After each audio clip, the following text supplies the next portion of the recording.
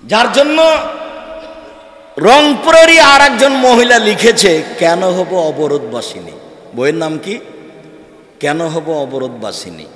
বেগম রোকেয়া যখন বলেছে অবরোধবাসিনী, মহিলারা হচ্ছে অবরোধবাসিনী, ওদের দুনিয়াতে কিছু নাই, ওদেরকে ঢেকে দেওয়া হয়েছে। একটা লোক এসে একটা মহিলাকে বলছে, তোমার স্বামীর নাম কি? তখন ওর স্বামীর নাম আফতাব। আফতাব মানে সূর্য। তো তখন স্বামীর নাম না বলে দেখাচ্ছে আকাশ। ও মুখে কথা বলবে না, যে পর্দা করে। যে আপনি দেখেন, নিন্দা করতে করতে করতে মহিলারা যে মানুষ পর্দা করে যারা, ওদেরকে আর মানুষ হিসাবে রাখেননি। এত নিন্দা করেছেন বেহিসাব। অথচ বঙ্কিমচন্দ্রের মা, রবি ঠাকুরের মা নদীতে গোসল করতে গেলে ওদেরকে পালকিতে নিয়ে যাওয়া হতো, দিয়ে নদীতে এইভাবে ডুবিয়ে নিয়ে আসা হতো। রাস্তাঘাটে কেউ তাদের মাকে দেখতে পেত না, তারা হিন্দু। কথা বুঝাতে পারিনি মনে। রবীন্দ্রনাথ ঠাকুরের বাড়ির কোনো মহিলা যদি ছাদের উপরে গেছে, তো বঙ্কিমচন্দ্রের পরিবারের লোকেরা বলেছে, ছি ছি ছি ছি ছি, রবীন্দ্রনাথ ঠাকুরের পরিবারের লোক মহিলাগুলো খারাপ হয়ে গেছে। তো ওদের ধর্মের কোনো দাম আছে? তারপরে এইসব কথা। মহিলারাও তারা হিসাব করে চলত। সেই যুগে এইভাবে কথা লেখা হয়েছে। সম্মানিত দিনী ভাই বোন, যেটা বলছিলাম, বিদ্যা উঠে যাবে, মূর্খতা বেড়ে যাবে, ওয়াক্সরা সালমুল খামরে, মদ পান বেশি হয়ে যাবে। এটা হলো মূল কথা। এই হাদিসের 3 নম্বরে এসেছে কি? মদ পান বেশি হয়ে যাবে। বিড়ি, তামাক, জর্দা, সিগারেট, গুল, নেশাদার দ্রব্য ছাড়া চলে না। দোকানই কি নাকি চলে না বিড়ি সিগারেট ছাড়া? দোকান নাকি চলে না বিড়ি সিগারেট ছাড়া। এই ছেলে, তুমি তোবা করো। মুরব্বী আপনাকে বলছি, তোবা করেন। আর জীবনে কোনোদিন ওই জর্দা, গুল মুখে দিবেন না। বলেন কান্ধের আস্তাগফিরুল্লাহ ওয়া আতুবু ইলাইহি, আল্লাহ তোমার কাছে ক্ষমা ভিক্ষা চাই, তোমার কাছে ফিরে যেতে চাই। জিন্দগিতে আর কোনোদিন জর্দা, গুল মুখে দেব না, বিড়ি টানবো না, সিগারেট খাবো না। পারে মানুষ, গরু ছাগল পারে না। কে পারে? মানুষ পারে, গরু ছাগল পারে না। যখন আল্লাহ তাআলা বললেন, বুঝেও বুঝে না ওরা, অন্তর আছে বুঝে না, দেখেও দেখে না ওরা, চক্ষু আছে দেখে না, শোনেও শোনে না ওরা, কান আছে শোনে না। উলাইকা কালানাম, তারা পশু প্রাণীর মতো, তারা গরু ছাগলের মতো, তারা কুকুর শ্রীগালের মতো, বালহুমাজাল, বরং তার চেয়ে খারাপ। আল্লাহ মানুষকে কুকুর শ্রীগালের মতো বললেন, বললেন না যে কুকুর শ্রীগাল। না, বুঝাতে পারিনি কথাটা। আল্লাহ মানুষকে কুকুর শ্রীগাল বললেন না, কুকুর শ্রীগালের মতো বললেন। কেন? কুকুর শ্রীগাল কোনোদিনই ফিরে আসতে পারবে না। কুকুর শ্রীগাল কোনোদিনই ফিরে আসতে পারবে না। আর মানুষ যদি আজকেই সিদ্ধান্ত নেয় জিন্দেগিতে আর কোনোদিন সিগারেট মুখে দেব না, সে পারবে? 1978 সালে নাচল, চাঁপাইনবাবগঞ্জ, রাজশাহী মাদ্রাসার আমি ছাত্র ছিলাম। হেড মাওলানা সিস মোহাম্মদ সাহেবের দুপুরে খাওয়ার নিয়ে যেতাম। তো ট্রেন স্টেশনের উপর দিয়ে যেতাম। ট্রেন স্টেশনে যারা পান বিক্রি করতো তাদের সাথে পরিচয় হয়ে যায়। তো একটা পান দিয়েছে আমাকে, আমি মুখে দিয়ে চাবাতে চাবাতে প্রতিষ্ঠানে ঢুকেছি।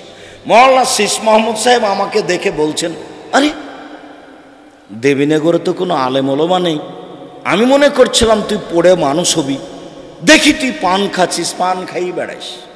তো উনি এটা পছন্দ করেননি। 1978 সাল থেকে নিয়ে এখন পর্যন্ত আমি কোনোদিন পান মুখে দিইনি। আমার ছাত্র জীবনের একটা ঘটনা আপনার সামনে নকল করলাম। মানুষই পারে বিড়ি, তামাক, জর্দা, সিগারেট, গুল ছেড়ে দিতে, পশু প্রাণী পারে না। এর ফলে বিদ্যা উঠাল, মূর্খতা বেড়ে যাবে। ওয়াক্সরা সারবুল খামরে, নেশাদার দ্রব্য পান করা বেশি হয়ে যাবে।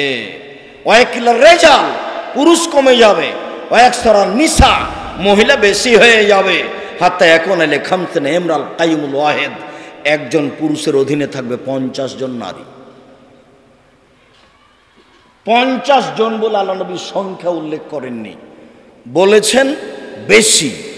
একজন পুরুষের জেনার সম্পর্ক থাকবে হাজারো নারীর সাথে।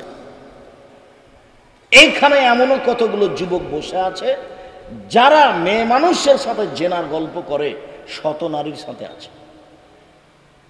ওই বোকা মহিলাও বুঝে না যে আরো শত নারীর সাথে জেনার গল্প হচ্ছে, আর এই বোকা ছেলেও বুঝে না যে ওই মহিলারও শত পুরুষের সাথে কি হচ্ছে, জেনার গল্প হচ্ছে। সবাই পতিতালয়ের মানুষ, থাকছে খাচ্ছে দিব্যি দেখছেন মানুষ। ও যখন ঘরে কেউ নাই তখন ও হয়ে গেছে গরু ছাগল পশু প্রাণী, হাতে আছে বড় মোবাইল।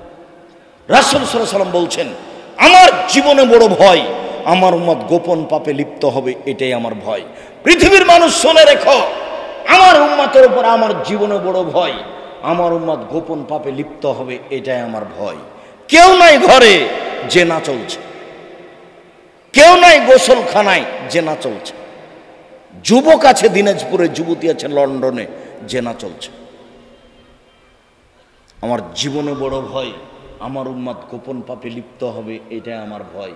আমার জীবনে বড় ভয় আমার উম্মতের উপরে আমার উম্মত গোপন পাপে লিপ্ত হবে, এটাই আমার ভয়। সম্মানিত দিনী ভাই বোন, রাসূল সাল্লাল্লাহু আলাইহি ওয়াসাল্লাম বলেন 3 শ্রেণীর মানুষ জান্নাতে যাবে না। এক, আর রাজরাতু মিনান নিসায়ে, পুরুষের বেশধারী নারী, যারা পুরুষের জুতা স্যান্ডেল পরে, যারা পুরুষের শার্ট প্যান্ট পরে, যারা পুরুষের পোশাক পরে, এসব মহিলা জান্নাতে যাবে না। 2, দায়ুস আল্লাযী ইউকিরু ফি আহলিল খাবাসা, যে তার বাড়িতে বেহায়াইর সুযোগ দিয়েছে।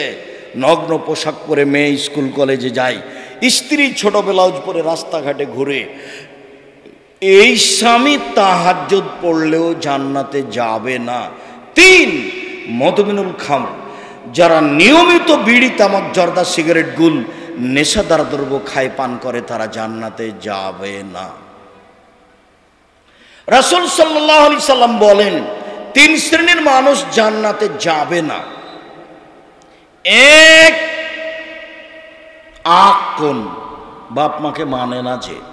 2, মুসাদ্দিকুন বিসসিহরি, জাদুকে বিশ্বাস করে যে। 3, মদমিনুল খামর, নিয়মিত বিড়ি তামাক জর্দা সিগারেট গুল নেশাদার দ্রব্য খায় পান করে যে, সে জান্নাতে যাবে না।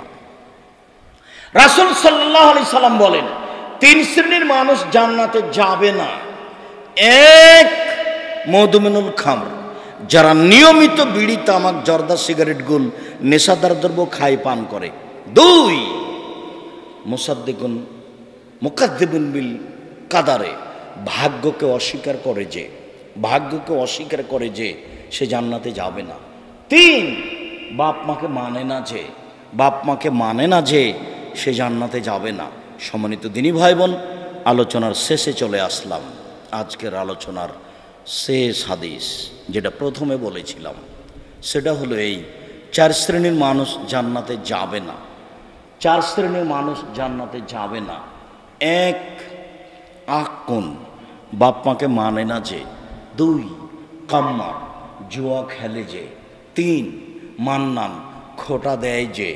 খোটা দেওয়া মানে, কালকে গরিব মানুষটাকে 10,000 টাকা দিয়েছিলেন ভ্যান কিনতে, আজকে বলছেন এই আহমদ তুই একটু সকালে আসিস তো ভ্যানটা নিয়ে। ও আসেনি, তখন আপনি পরের দিন সকালে বলছেন আরে তোকে কালই 10,000 টাকা দিন রে, তুই ভুলে গেলি, তোকে ডাকলাম তুই আসলি না। এটার নাম হলো কি? খোটা দেওয়া। খোটা দেয় যে, সে জান্নাতে যাবে না। 4, মদমিনুল খামর, নিয়মিত বিড়ি তামাক জর্দা সিগারেট গুল নেশাদার দ্রব্য খায় পান করে যে, সে জান্নাতে যাবে না। নেশাদার দ্রব্য পান করা মহাপাপ, যাদের দুনিয়াবি শাস্তি উল্লেখ রয়েছে, পরকালে জাহান্নাম হতে পারে, জান্নাত হতে পারে, তার উল্লেখযোগ্য পাপ হচ্ছে নেশাদার দ্রব্য পান করা। কেউ যদি পান করে তাহলে তাকে 80 লাঠি পিটাতে হবে, দুনিয়াবি শাস্তি। পরকালে জাহান্নাম হতে পারে, পরকালে জান্নাত হতে পারে। মর্মে এতদ অঞ্চলের লোকজনকে আহাল পরিবারকে, দোকানদারকে নেশাদার দ্রব্য পান করার মতো মহাপাপ থেকে বেঁচে থাকার অনুরোধ জানিয়ে 4টি নসিহতের কথা আবারও বললাম। 1, 5 ওয়াক্ত সালাত, 2, হালাল রুজি, 3, কোরআন তেলাওয়াত, 4, দোকানে বসে আড্ডা না পিটা। 2 জন যেখানে বসে আছে সেখানে বসবেন না, সেখানে কারো বদনাম হচ্ছে, আর না হয় সেখানে টিভি চলছে, ল্যাংটা মেয়ে চলছে, যার ফলাফল ভয়াবহ।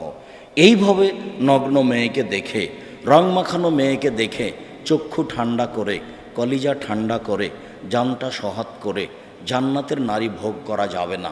জান্নাত পাওয়া খুব টপ ব্যাপার। হজিবতের নার বিশ্বাহুয়াত, মনের ইচ্ছা দিয়ে জাহান্নাম ঘেরা আছে। হজবতের জান্নাতুল মেকারেহে, নিয়ম নীতি কষ্ট ক্লেশ ত্যাগ তিতিক্ষা দিয়ে জান্নাত ঘেরা আছে। জান্নাত পাওয়া খুব টপ ব্যাপার। সহজে জাহান্নাম পাওয়া যায়, মন মতো চললেই জাহান্নাম পাওয়া যায়। মন মতো চলে কে? দোকানে আড্ডা পিটে যে, মন মতো চলে কে? শুধু ঘুষ খায় যে, মন মতো চলে কে? দাড়ি চাঁচে যে, মন মতো চলে কে? টাকার নিচে প্যান্ট পরে যে, মন মতো চলে কে? নগ্ন পোশাকে চলে যে, মন মতো চলে কে? দাঙ্গাবাজি হইচই করে মানুষকে অপমান করে যে, জমি দখল করে যে, মন মতো চলে সে, মন মতো চলে যে জাহান্নামে যাবে সে। এ কথা মোহাম্মদ সাল্লাল্লাহু আলাইহি সাল্লাম বলেন। মর্মে উপস্থিত বৈঠকের সকল দিনই ভাই বোনকে রাসূলের পদ্ধতি অনুযায়ী চলার অনুরোধ জানিয়ে, নেশাদার দ্রব্য থেকে বেঁচে থাকার জোরালোভাবে আন্তরিক অনুরোধ জানিয়ে আজকের মতো কথা এখানেই শেষ করলাম। সুবহানাকাল্লাহুম্মা ওয়া বিহামদিকা আশহাদু আল্লা ইলাহা ইল্লা আনতা আস্তাগফিরুকা ওয়া আতুবু ইলাইক। আসসালামু আলাইকুম ওয়া রাহমাতুল্লাহ। জিজ্ঞাসা আছে? আচ্ছা, কয়েকটা জিজ্ঞাসা। নেশাদার দ্রব্যগুলি উল্লেখ করলে খুশি হব। এই যে বাজারে যেগুলো উল্লেখযোগ্য নেশাদার দ্রব্য, মদ, ইয়াবা হোক, ফেন্সিডিল হোক, আপনার ওই হিরোইন, গাঁজা হোক, যত আর নতুন যত বের হয়েছে সবই, বিড়ি, তামাক, জর্দা, সিগারেট সেগুলোর অন্তর্ভুক্ত। যারা বলছে নয় তারা ভুল বলেছে। পেপসি, ঠান্ডা, কোকাকোলা, আরসি এগুলো সব নেশাদার দ্রব্য।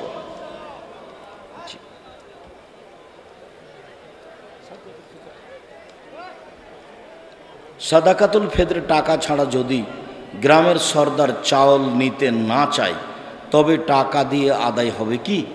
টাকা দিয়ে ফিতরা আদায় হবে না। সারা দুনিয়ার মানুষ ফিতরা দিলেও হবে না, টাকা দিয়ে সই দিতে হবে। টাকা দিয়ে ফিতরা আদায় হবে কি? হবে না। আসসালামু আলাইকুম। ইদানিং চেয়ারে বসে নামাজ আদায় করেন, এই বিষয়ে কিছু বলবেন। শরীরের গতিতেই সালাত আদায় করতে হবে, এটাই সুন্নাত। দাঁড়িয়ে না হয় বসে, মাটির ওপরে না হয় শুয়ে। এখন চেয়ার ব্যবহার না করার জন্যই আমরা উদ্বুদ্ধ করছি। চেয়ারে বসে সালাত আদায় করলেও হয়ে যাবে, তবে সুন্নাত অনুযায়ী হচ্ছে না। আমরা বিষয়টি শক্তভাবে দেখছি না। আমার বোনের বয়স 32 বছর, তার একটা বিয়ে হয়েছিল এবং ডিভোর্স হয়। এখন সে বিয়ে করতে চাচ্ছে না, তাতে কি সমস্যা হবে? সমস্যা হবে না, এমনি থেকে যাক, ভালো কোনো সমস্যা নেই। বিবাহ ফরজ নয়, তবে বাপ ভাইয়ের উচিত ভালো দেখে বিবাহ দিয়ে দেওয়া। পরবর্তীতে সমস্যাগুলি ঠেকানোর মতো সহযোগী কেউ থাকবে না।